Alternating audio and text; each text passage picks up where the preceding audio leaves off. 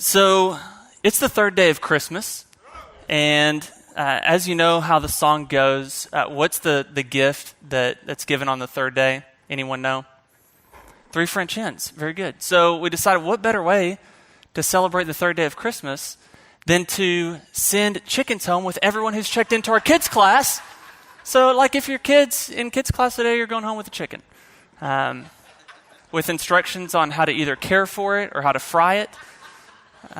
Either way. If you're in the global community, we have your address, I'm sure. We can send them to you. No, I'm kidding about that. I did have a kids pastor one time pitch the idea of giving live bunny rabbits at Easter to all of the kids. True story. Great idea, very creative, but that guarantees that no one's coming back to your church the next week if you send everyone home with a bunny rabbit, so didn't do that. Today, we're going to be looking at the Christmas story through a particular lens. And we're going to tell the story of people that we see and that we hear about when we tell the Christmas story that we often kind of overlook, and we tell their story, but we don't really dig into it much, and that is the story of the Magi. So the sermon title today is The Journey of the Magi. So Matthew records this in his gospel. So we're going to pick it up in Matthew chapter 2. I will read quite a few verses here, so just buckle up. It's going to be okay. It doesn't hurt to read the Bible in church. So that's what we're going to do. So Matthew chapter 2, verse 1. Now after Jesus was born in Bethlehem of Judea in the days of Herod the king, behold, wise men from the east came to Jerusalem, saying, "Where is he who has been born King of the Jews? For we saw his star when it rose, and we've come to worship him." When Herod the king heard this, he was troubled, and all of Jerusalem with him. And assembling all the chief priests and scribes of the people, he inquired of them where the Christ was to be born.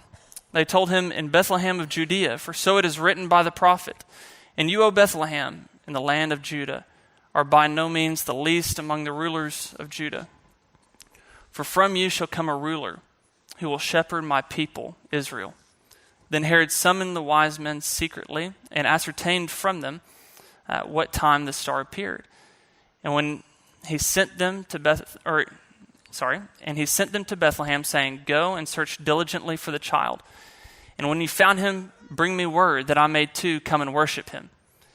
After listening to the king, they went on their way. And behold, the star that they had seen when it rose went before them until it came to rest over the place where the child was. When they saw the star, they rejoiced exceedingly with great joy. And going into the house, they saw the child with Mary his mother, and they fell down and worshipped him. Then opening their treasures, they offered him gifts of gold and frankincense and myrrh. And being warned in a dream not to return to Herod, they departed to their country by another way. So today we're going to look at who these wise men or magi were, why they're significant, and what their story, what their journey has to do with us. Well, what is often translated as wise men in the Greek is the word for magi. And so magi was a particular group of people. They started out as the priestly tribe of the people of Medes.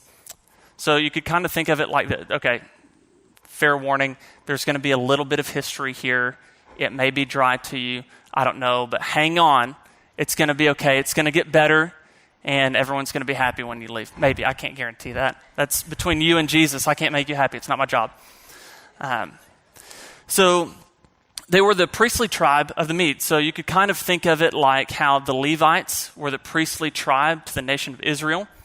The Magi were the priestly tribe to the Medes. Okay? They did not worship the one true God. They worshiped pagan gods. And this priestly tribe, over the course of time, developed a reputation of being well-versed in how to read the stars with astronomy, astrology. They became also known as magicians, which is Magi. That's where we get the term magicians from, is it's rooted in Magi. They became known for all of the wisdom and knowledge that they collected. They were considered wise men. And through the years, they came into a place of incredible prominence in political powers, particularly in Eastern empires. So we know for Babylon, for Persia, that the Magi were close to the kings. They were advisors to the kings. And they came into a place of really unprecedented political power, and which is very important to how the story goes. There are common misconceptions about the Magi, one of which Pastor Duane hit on last week in our Christmas service. One of the common misconceptions is that the Magi were present at the birth of Jesus, and he went into the details on why last week. So for sake of time, I'm not going to get into all of that today, but the Magi most likely, well, not most likely, the Bible shows that they weren't there during the night of Christ's birth, but it was most likely a couple years later that they arrived on the scene. Another one is that they were kings, okay? Also that they traveled in a group of 3. The Bible doesn't specify how many Magi there were. It says that there were wise men. Later we have Christian tradition and other accounts that say between 3 and some say 12, but we know there are more than one, okay? But here's one thing that is important to note is that regardless of how many there were in this group, they most likely were not traveling by themselves, okay? And here's why. Is because at the time of Christ's birth, you had 2 rival empires. You had Rome in the west and the Parthian Empire in the east. Okay? So at the time of Christ's birth, Rome had occupation over Judea. And for these Magi, who were part of this royal or priestly caste of their empire, to be coming into the Roman Empire, they most likely weren't coming in on their own. It was a long journey for them, 1,000-mile journey from where they came. So it's most likely that they came with a pretty large group. You have cooks and all of this, as well as most likely soldiers, because you're heading into enemy territory. So they came with a large group. I know that we have songs about 3 kings and all of that, and that's great. We just don't know for sure. But we also, in the song we say that there are 3 kings. We're not entirely sure whether or not they were kings. They were Magi, but regardless if they were actually kings or not, one thing is for sure, that they were kingly. And what I mean by that is one of the roles that the Magi held during the Persian Empire is they were known as the kingmakers. That in order for a king to be appointed over Persia, he had to be approved of by the Magi. So now we're getting into the significance, because for as overlooked as the story of the Magi can be, it's actually, there's a lot of significance to their story. Look at Isaiah chapter 60. It says this: "Arise, shine, for your light has come, and the glory of the Lord has risen upon you. For behold, darkness shall cover the earth, and thick darkness the peoples. But the Lord will rise upon you, and his glory will be seen upon you. And nations shall come to your light, and kings to the brightness of your rising. Lift up your eyes all around and see. They all gather together. They come to you. Your sons shall come from afar, and your daughters shall be carried on the hip. Then you shall see and be radiant. Your heart will thrill and exult, because the abundance of the sea shall be turned to you. The wealth of the nations come to you. A multitude of camels shall cover you. The young camels of Midian and Ephah, and all those from Sheba shall come. They shall come bringing gold and frankincense, and shall bring good news, the praises of the Lord." They shall come bringing good news. So the Magi were considered kingmakers in the Persian Empire. The Persian Empire, at the peak of its power, had 44% of the world's population under its rule, making it still to date the largest empire in human history, based off of percentage of the world's empire. So you have the group of people that would have appointed the kings to the greatest earthly kingdoms now coming and kneeling before Jesus. And what is this good news that they're proclaiming? Well, they're proclaiming not only is this person the king of the Jews, but this person is the king of kings. This person is the one true king, the one who will rule with righteousness and justice, the one who will use his authority not to push down and oppress, but the one who will use his authority to lift up those who are oppressed, to lift up those who are weak, to make firm the feeble knees, to hear the cries of the oppressed. The one true king is here. Amen. That is the good news that the Magi bring. We see this in Psalm 72 mentions this as well, talking about how nations will come and serve. Nations will come and worship the king.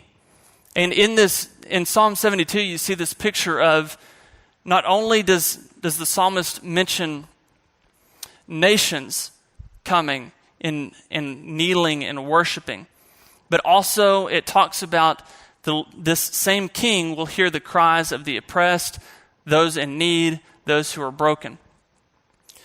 And that's what we see in this Christmas story. In the Christmas story, we see two groups of people highlighted. Luke highlights the shepherds who would have been in a field nearby when Jesus was born. And the shepherds would have been Jewish people. So ethnically, they're on the inside of what's going on. They're part of God's chosen people. But in terms of their rank socially, they're near the bottom. Their place, their home is under foreign occupation. The Romans have occupied Judea. So their people group is under foreign occupation, as well as their role in society is that of a shepherd. So in terms of where they rank socially, it's not very high. And then at the same time, Matthew highlights this group of Magi, who when it comes to where they rank socially, the Magi were in the elite class. They advised and counseled and appointed kings. Okay? So socially, they are well off, but ethnically, they're pagans. They are Gentiles. They're outside of the family of God. And Scripture highlights these two groups of people coming and worshiping Jesus because something's going on here. Amen. That at the birth of Jesus, it doesn't matter your color or your class. It doesn't matter whether you're on the inside or outside. What happens in the incarnation and the coming of Christ radically changes everything. It welcomes in the stranger and the foreigner. It makes possible a way when there was no way before. The Magi were the first Gentile worshipers of Jesus. There's something significant happening in this moment. And oftentimes we just kind of glance over it, but it's significant and it's important. Now, you have pagan priests, which is who the Magi were, coming and worshiping Jesus, the Jewish Messiah. How in the world do pagan priests from the East find out about this coming Messiah? There are different possibilities. One that I want to share with you, if Scripture does not explicitly tell us, other than it does say that a star rose, and they knew that this star was the star of the King of the Jews. God spoke to the shepherds in the way that shepherds would understand, and he spoke to the Magi in the way that the Magi would understand. So in terms of what Scripture explicitly tells us, we have that. But there's also something really interesting here that may have informed the Magi as to what is going on here. And there are a few places in the Old Testament where the Magi appear, one of whom is in Jeremiah 39:11. you have at the fall of Jerusalem, one of the titles of the commanders who were present in the Babylonian Empire at the fall. This person's title, I'm not even going to attempt to pronounce the guy's name because it's crazy. But his title was Rab Mag, which translates as Chief of the Magi. So in the Babylonian Empire, one of the titles was Chief of the Magi. So you had the Babylonians come in, and for sake of time, I have to skip over a lot here.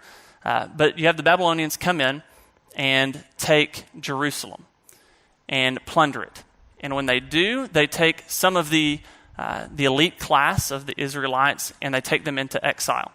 Well, among one of those Israelites who was exiled and taken into captivity was a young man by the name of Daniel.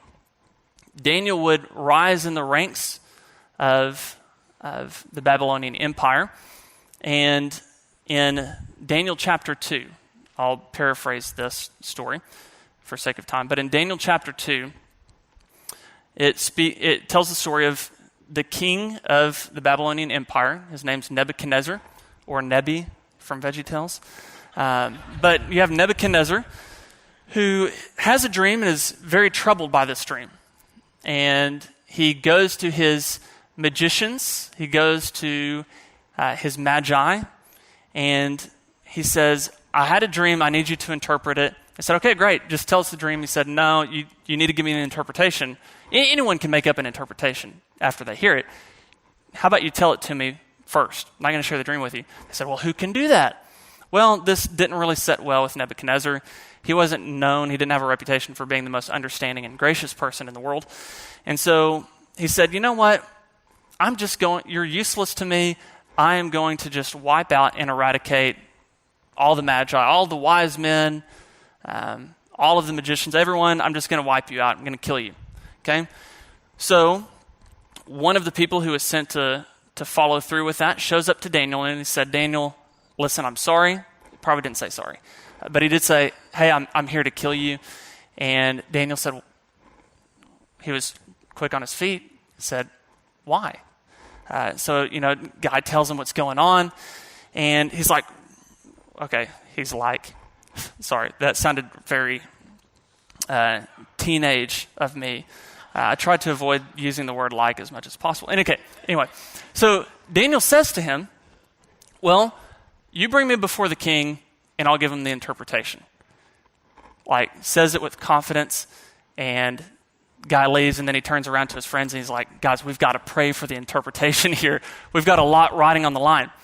So God ends up giving Daniel the dream and the interpretation. Daniel gives it to the king, and Daniel ends up pleading with the king to spare the lives of the Magi, of all of his chief wise men. And Nebuchadnezzar ends up sparing their life and then appoints Daniel as chief of the magicians, chief of the astronomers and astrologers. And in Daniel chapter 5, let's go ahead and throw that on the screen.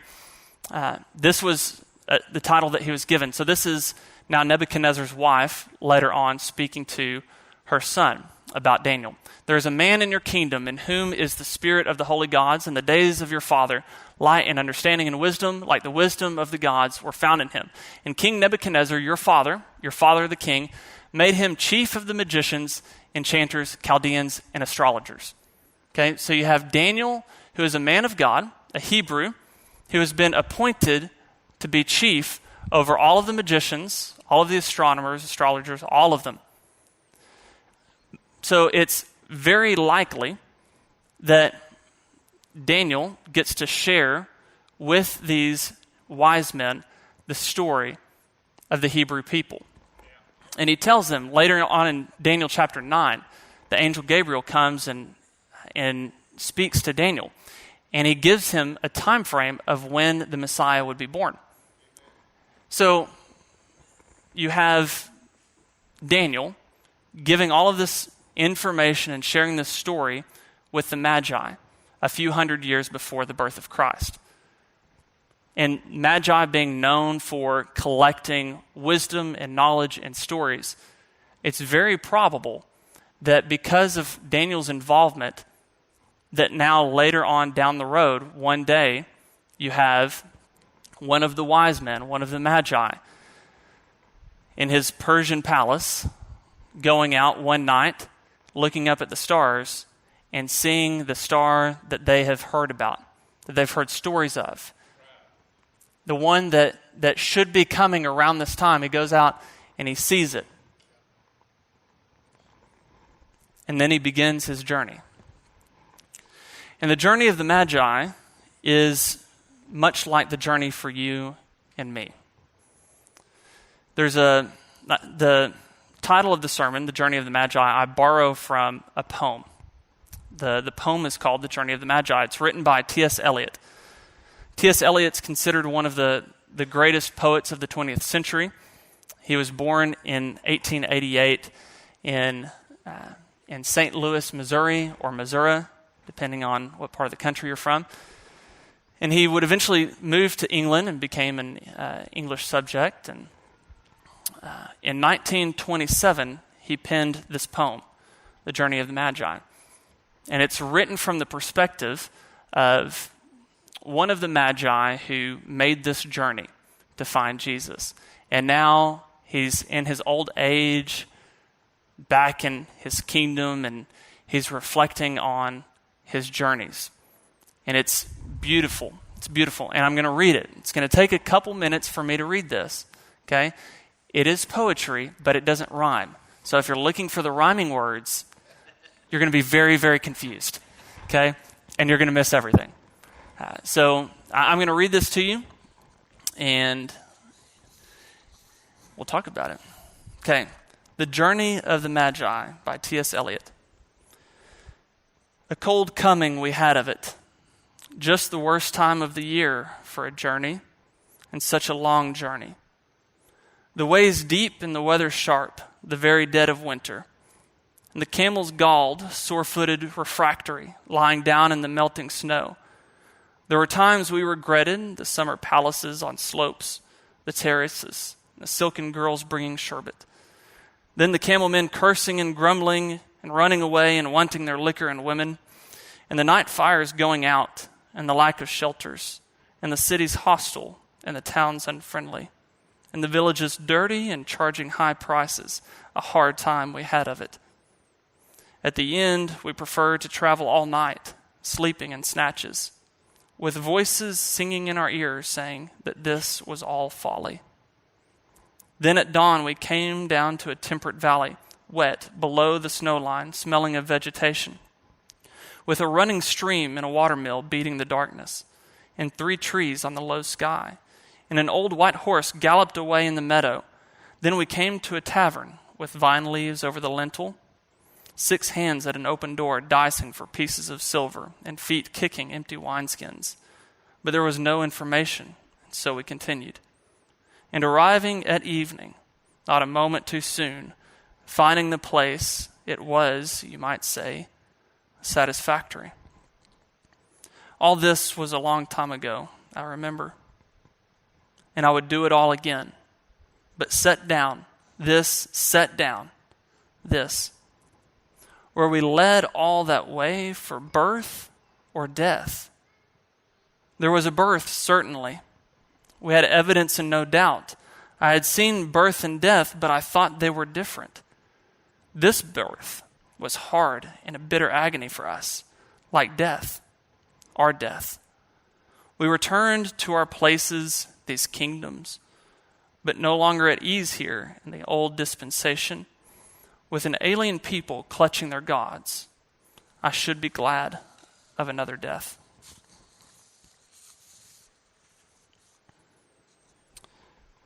T.S. Eliot wrote that poem in 1927, which was the same year he converted to Christianity at the age of 39. The story he tells through poetry is not just the story of the Magi, but his own story. That's much like our story. See, the Magi's journey had 3 movements to it: seeking, finding, and returning. His poem was written in 3 parts: seeking, finding, and returning. And whether you've set out on this journey for the first time or you've been on this journey for a while, we're constantly in this rhythm of seeking, finding, and returning. So seeking, the first movement. The Magi were willing to leave the comfort and the luxuries of the world they knew, not knowing how far this star would take them or how long this journey would be or what lay before them. Have you ever felt like that with God?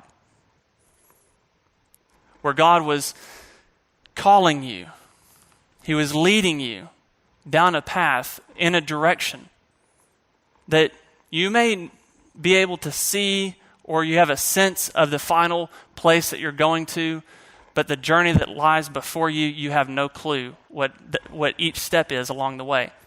You don't know the challenges and the difficulties that you may face or how long it's going to take. And sometimes we allow all of those mysteries, those unknown pieces, to keep us from ever starting the journey in the first place. They keep us sometimes from taking the first step. See, the Magi, they weren't forced, they weren't coerced, they were compelled. They were compelled to leave. Proverbs 25:2, it says, "It's the glory of God to conceal a matter, but the glory of kings to search it out." God had concealed something. And oftentimes God will conceal things, not from us, but for us, that compel us to pursue, compel us to seek. I think Pastor Jacob has said it before that sometimes God can be annoyingly subtle. Because there's something about a pursuit. You may say, well, I've already found Jesus, why should I continue to pursue? Well, because Jesus isn't a thing that you can possess. Jesus is a person, and you pursue people. That's what love does. Anyone who's been married knows this. Because although there's a pursuit, and this is where we miss it a lot of times, is there's a pursuit and then there's a wedding. But how many of you know the pursuit doesn't end after the wedding?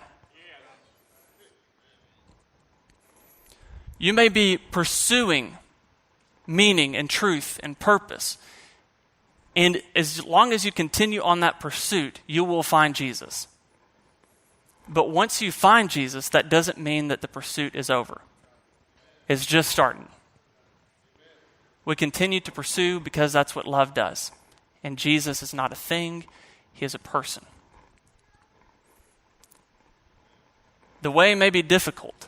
And along the way, you may look back and you may say, man, I miss the parts of the life that I once knew.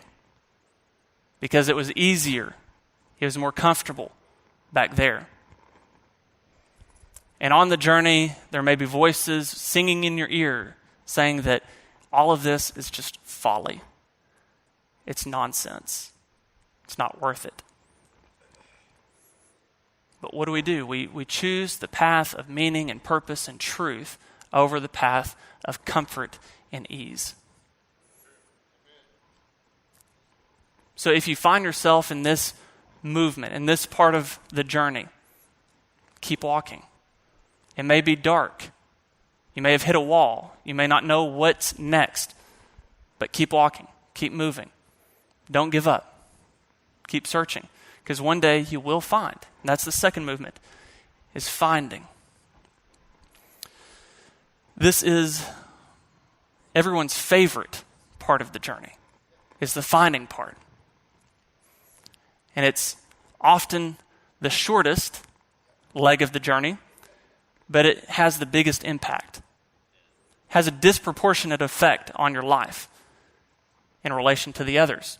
You could probably look back at your life and be able to identify key moments, turning points, or landmarks in your life where you had a long journey of preparation, a long journey of seeking, and then you stepped into it, or you saw the breakthrough, you experienced the victory.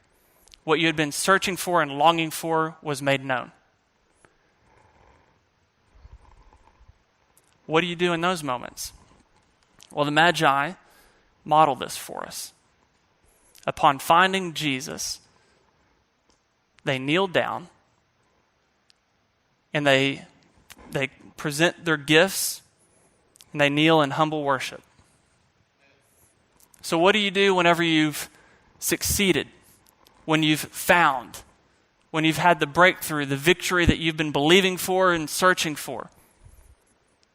You take all of your achievements, all of your accolades, all of your success, and you lay it before the feet of Jesus, and you kneel down in humble worship and adoration, lest you believe that you got here all on your own. You know, a lot of people say that nothing fails like success. Success harms as many people as failure does. Because when you succeed, you think that it was all you that got you there. So when you're in this phase of the journey, enjoy it. Soak it in. But in private, kneel before the Lord and humble worship and adoration of Jesus. And the imagery that Eliot uses in his poem during this movement it's beautiful. He speaks of the season changing. Now he's below the snow line, and he sees three trees, symbolizing the three crosses on the low sky, the sky being low because heaven is coming down to earth. Beautiful words. And he moves there from the finding movement into the returning movement. And this is, in returning, this part of the journey is the most neglected of the three, which is unfortunate because it's just as necessary as the first two. You have to return well. If you want the complete journey, you have to return well. I've heard Pastor Jacob just in a meeting a couple weeks ago. He said, we need reminding way more than we need instructing. Any good teacher will tell you that. That when we're in this phase of the journey, what do? You remember. You remember. And that's what Eliot speaks to as he tells the story of the Magi. And I want to put the words of this last section on the screen for us, because this is the highlight of the poem. He said, "All this was a long time ago, I remember. And I would do it all again, but set down this, where we led all that way for birth or death. There was a birth, certainly. We had evidence and no doubt. I had seen birth and death, but I thought they were different. This birth was hard and bitter agony for us, like death, our death. We returned to our places, these kingdoms, but no longer at ease here in the old dispensation with an alien people clutching their gods. I should be glad of another death." Looking back on all of the ups and downs of the journey with Jesus, to be able to say, despite all of the trouble, all of the hardship, the difficulty that came with it, I would do it all again. I'd do it all again. Matthew put it this way. He said, "They returned to their own country, but by another way." Why? Because when you encounter Jesus, you can't go back the same way. You can't go back the same way. You're no longer at home here in this old dispensation with an alien people clutching their gods. Anyone who's experienced this new birth in Christ, you understand what he's talking about here. That it's like birth, but it's also like death. Because in coming to Jesus, we are born again, but our old self, our old nature, dies. And that's not just a one-time event. The journey with Jesus is this continual movement or process. That's what we talked about in our Colossians series. For you have died and your life is now hidden with Christ in God. So therefore, put off the old self along with its practices and its mindsets and its allegiances, and put on this new self, which is being renewed after the image of its creator. Put on the new.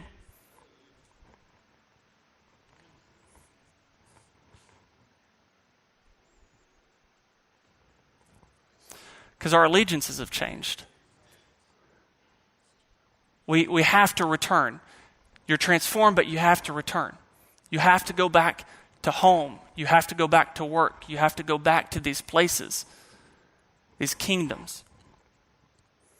And you may be surrounded by people who are clutching these idols that have been around for a very long time. We just have new names for them.